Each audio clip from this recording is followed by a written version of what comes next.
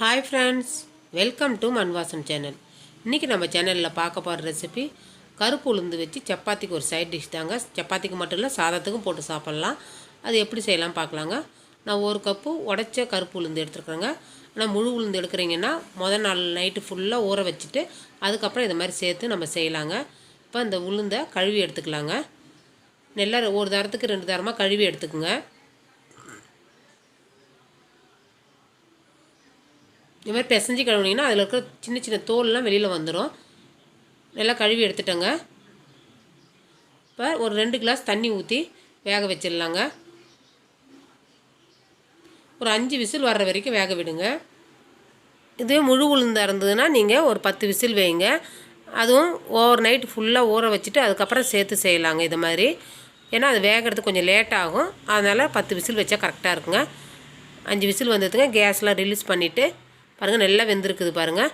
இப்போ கருப்பு உளுந்து உடைச்சதுன்றதுனால உங்களுக்கு கலரும் நல்லா மாறி இருக்குது. அந்த உளுந்தில் இருக்கிற கலர் ஃபுல்லாக அந்த தண்ணியில் இறங்கிருக்குதுங்க.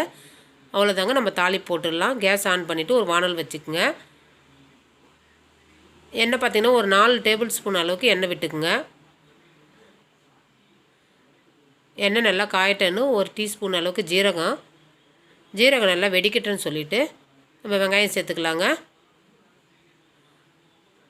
இப்போ இந்த ரெசிபிக்கு பார்த்திங்கன்னா வெங்காயம் கொஞ்சம் கூடுதலாக சேருங்க, நல்லாயிருக்கும் சாப்பிடும்போது. ஒரு 2 பெரிய வெங்காயம் நறுக்கி வச்சுருக்குங்க, பொடியாக நறுக்கி சேர்த்துக்குங்க. நல்லா வெங்காயத்தை வதக்க விடுங்க.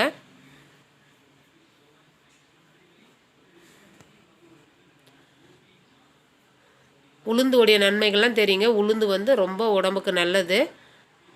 நம்ம இடுப்பு வலி முழங்கால் வலி எல்லாம் இருந்ததுன்னா இப்போ உளுந்த பொருள் சேர்த்து சாப்பிடும்போது ரொம்ப நல்லது.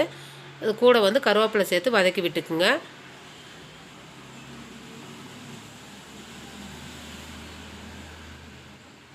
ஒரு 3 பச்சை மிளகாவை பொடி பொடியாக நறுக்கி சேர்த்துக்குங்க. அதையும் சேர்த்து நல்லா வதங்கட்டுங்க. வெங்காயம் பார்த்திங்கன்னா ரொம்ப வதங்கணுன்றது அவசியம் இல்லைங்க. கொஞ்சம் 3/4 பாகம் வெந்ததுன்னா போதும். இப்போ இது கூடவே நம்ம இஞ்சி பூண்டு பேஸ்ட்டு சேர்த்துக்கலாங்க. 2 டீஸ்பூன் அளவுக்கு இஞ்சி பூண்டு பேஸ்ட்டு சேர்த்துக்குங்க. இஞ்சி பூண்டு கொஞ்சம் அதிகமாக சேர்த்துக்குங்க. ஏன்னா நம்ம உளுந்து செரிக்கிறதுக்கு கொஞ்சம் செலவுக்கு செரிமான இதெல்லாம் வரும். அதெல்லாம் கொஞ்சம் இஞ்சி பூண்டு கொஞ்சம் அதிகமாக சேர்த்துக்கினா நல்லா சுவையாகவும் இருக்கும். சீக்கிரமாக செரிமான தன்மையும் ஆகிடுங்க. அவ்வளோதாங்க. ஒரு 2 பெரிய தக்காளி நறுக்கி வச்சுருக்குறோம், அதையும் சேர்த்துக்கலாம். அதையும் சேர்த்து நல்லா அது கரையிற அளவுக்கு, தக்காளி கரையிற அளவுக்கு நல்லா வதக்கி விடணுங்க. நல்லா வதங்கட்டுங்க தக்காளி.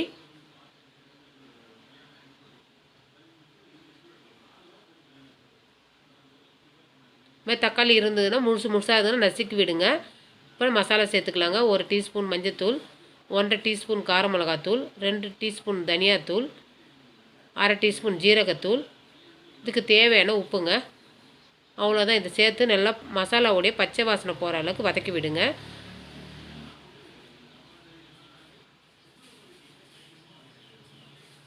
மசாலா போட்டு ஹை ஃப்ளேமில் வைக்காதீங்க, மீடியம் ஃப்ளேமில் வச்சு வதக்குங்க. மசாலா போட்டதுக்கப்புறம் ஹை ஃப்ளேமில் இருந்ததுன்னா உங்களுக்கு மசாலா தீய ஆரம்பிக்கும். பாருங்கள், மசாலா நல்லா வெந்து மேலே இருக்கிற அந்த எண்ணெய்லாம் எழும்பி அழகாக வருது பாருங்கள்.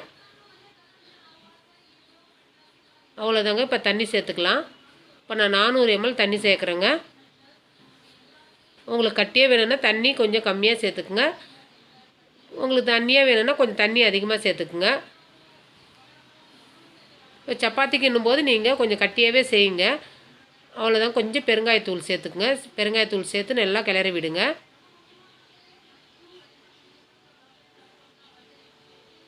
நல்லா மூடி போட்டு ஒரு 5 நிமிஷம் நல்லா கொதிக்கட்டுங்க. 5 நிமிஷம் கழித்து பாருங்கள், நல்லா கொதி வந்திருக்குது.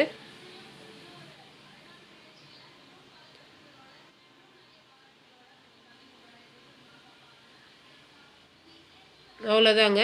இப்போ நம்ம வேக வச்சுருக்கிற உளுந்து சேர்த்துக்கலாங்க. அதெல்லாம் கருப்பு உளுந்தை நான் தண்ணி கரெக்டாக வச்சதுனால உங்களுக்கு தண்ணி இல்லைங்க உளுந்தில். நீங்கள் கூடுதலாக வச்சிங்கன்னா இங்கே மசாலாவில் தண்ணி சேர்க்கும்போது கொஞ்சம் கம்மியாக சேர்த்துக்குங்க.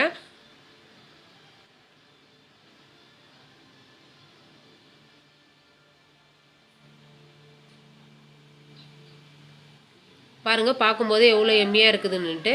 நீங்கள் செஞ்சு சாப்பிட்டீங்கன்னா இன்னும் சூப்பராக இருக்கும். செஞ்சு சாப்பிட்டுட்டு எனக்கு கமெண்டில் சொல்லுங்கள் எப்படி இருந்ததுன்ட்டு.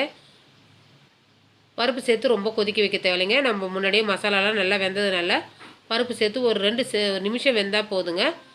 கொதி வந்தால் போதும். மேலே கொத்தமல்லி தழை கொஞ்சம் கூடுதலாக சேர்த்துக்குங்க. கொத்தமல்லி தழை போட்டு நல்லா கலக்கி விட்டுட்டு அவ்வளோதாங்க, ரெடி ஆயிடுச்சு. இந்த ரெசிபி பிடிச்சிருந்ததுன்னா மண் வாசம் சேனலை லைக் பண்ணுங்கள், ஷேர் பண்ணுங்கள், கமெண்ட் பண்ணுங்கள், சப்ஸ்கிரைப் பண்ணுங்கள். பக்கத்தில் இருக்கிற பெல் பட்டனையும் அழுத்துங்க. தேங்க்யூ.